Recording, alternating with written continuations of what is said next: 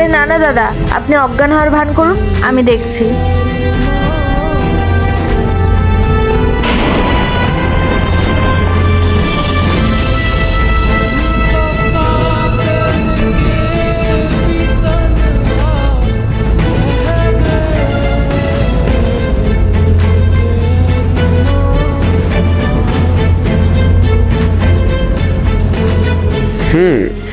এটা তো দেখে বেশ দামি বলে মনে হচ্ছে।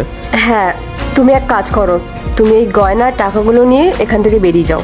আর আমি ওর পাশে গিয়ে অজ্ঞান হওয়ার অ্যাক্টিং করি, না হলে ও আবার সন্দেহ করতে পারে। কথাটা তো তুমি ঠিকই বলেছো।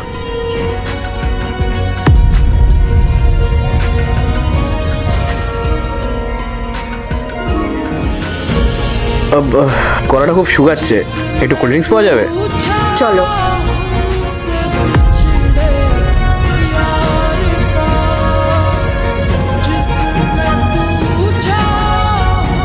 এই নাও।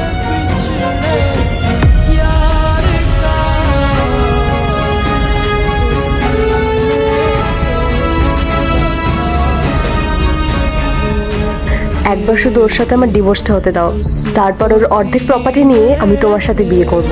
তারপর আমরা একসাথে থাকবো। রাহুল, আমার না মাথাটা কেমন ঘোরাচ্ছে। কি হয়েছে মেঘা? জানি না। আমারও না কেমন মাথাটা।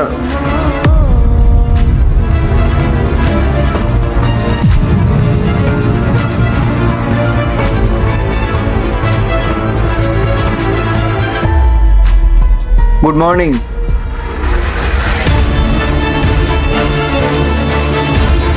রোহান, তুমি? হ্যাঁ, আর তোমার বাপের বাড়ির লোকজন এসেছে। বাপের বাড়ির লোকজন? হ্যাঁ, তোমার বাপের বাড়ি, ওর শ্বশুর বাড়ির লোকজন। আসুন স্যার।